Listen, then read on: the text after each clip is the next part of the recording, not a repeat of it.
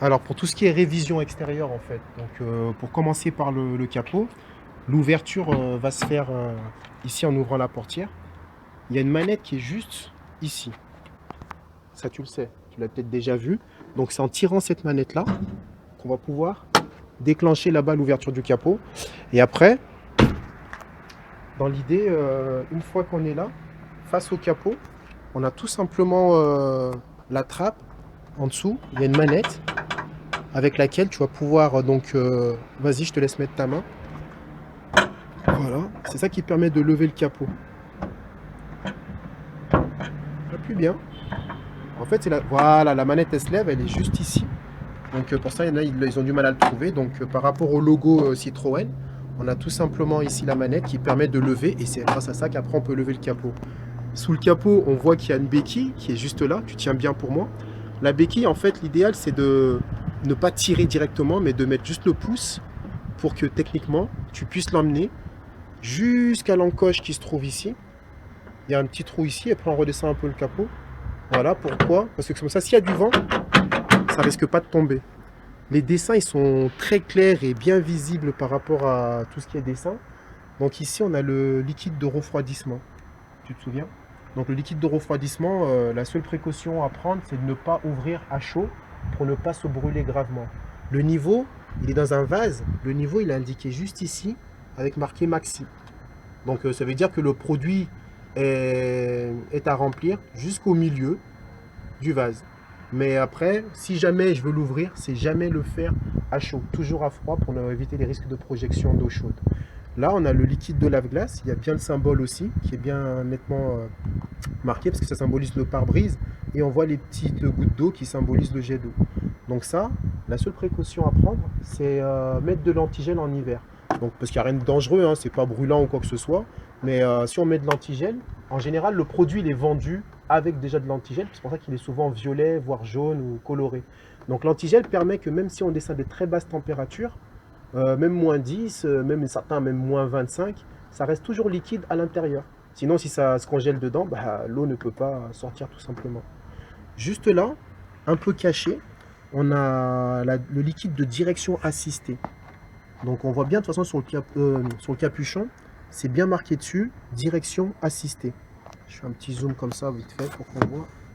Voilà. Donc dessus c'est marqué liquide de direction assistée.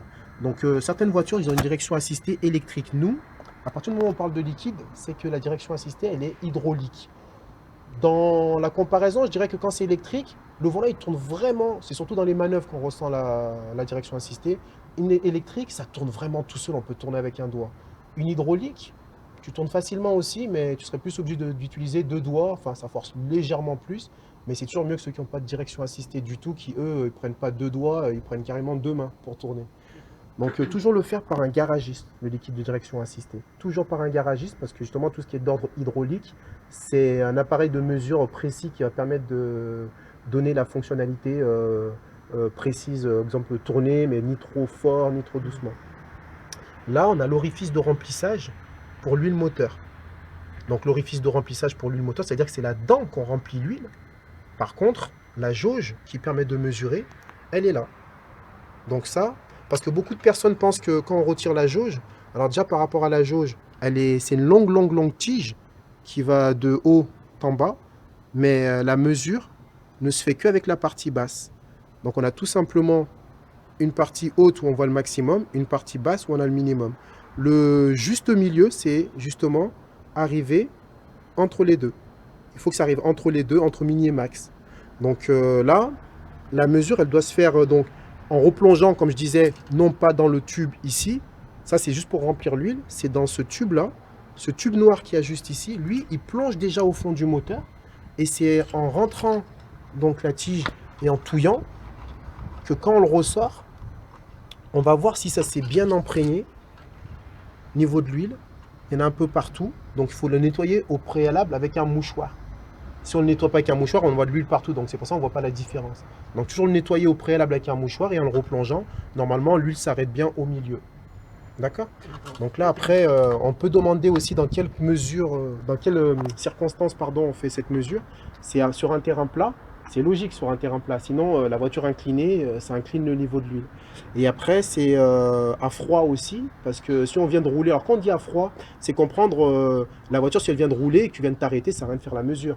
Tu attends à peu près 30 minutes, 40 minutes pour avoir le bon niveau. Comme ça, l'huile a bien le temps de s'égoutter au fond du moteur. D'accord. Il y a quoi après? Il y a le liquide de frein. Le symbole aussi, il est bien parlant. On voit bien en gros le rond qui signifie qui précise que c'est le disque et les parenthèses pour les plaquettes. Donc le liquide de frein, forcément, c'est hydraulique. Donc ça aussi, on le fait faire par un garagiste. Jamais soi-même.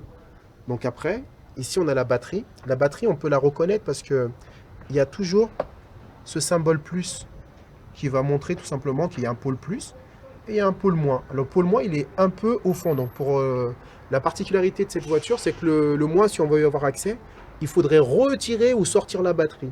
Donc pour ne pas se casser la tête, ils ont mis justement une possibilité de prendre le moins ailleurs. Exemple ici sur cette tige, mais c'est pour simplifier, ça c'est la masse. La masse, ça veut dire quoi? Tout ce qui est en relation avec la carrosserie, même ça, des fois, je peux le prendre dessus, ou je pourrais me prendre de partout, même ici. Donc pour ne pas, en gros, bêtement abîmer sa carrosserie, ils ont préféré prendre plutôt une petite vis là en fer qui est liée à la carrosserie, qui fait qu'on peut prendre le moins dessus. Mais la simplicité, ça c'est un cas particulier, la simplicité, c'est que pour recharger une batterie, on branche le plus avec le plus de l'autre voiture et le moins avec le moins. C'est le plus avec le plus, le moins avec le moins. C'est tout ce qu'il faut penser. Après, moi, je vous le dis pour vous plus tard, si vous avez un véhicule dont la batterie n'est pas facile d'accès, qu'on peut prendre avec la masse. Par contre, on fait bien masse avec moins. Ça sert à rien de faire masse à masse. Voilà. Là, il y a le symbole aussi qu'on peut bien voir. Le symbole, pardon, ici, du fusible. Donc ça, c'est la boîte à fusible extérieure. Quand on parle de boîte à fusible, les fusibles, c'est tout ce qui est coloré. Les bleus, les verts, les rouges.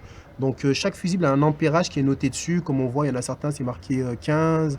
Il y en a d'autres, c'est marqué 10. Il y en a d'autres, c'est marqué 5.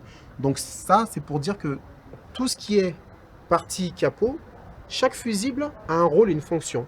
Soit par rapport au liquide de frein, soit par rapport à tes plaquettes de frein aussi, pourquoi pas, soit par rapport à un liquide de refroidissement, enfin tout ce qui est extérieur qu'on a vu.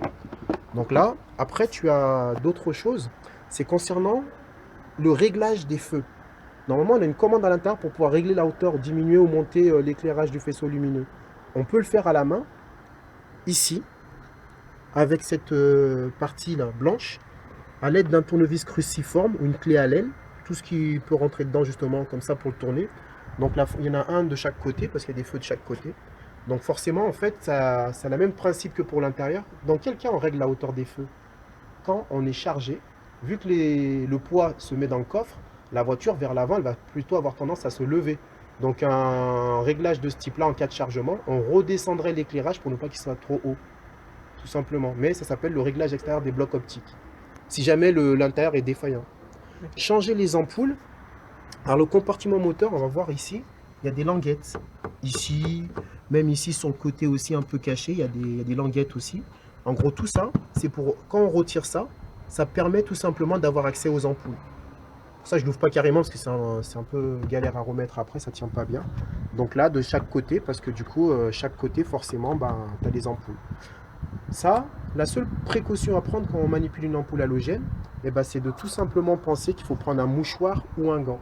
Prendre un mouchoir ou un gant, pourquoi? Parce que si tu mets du gras sur l'ampoule ou de la poussière, c'est ça qui va créer la surchauffe. Parce qu'il y en a, ils pensent que ouais, ça va mal éclairer. Non, non, les traces de doigts, ça n'empêche pas un éclairage. Par contre, c'est de la graisse qui fait que ben, l'ampoule, elle surchauffe plus que sa capacité normale. Et donc, du coup, elle dure moins longtemps. Tu vois, c'est assez simple.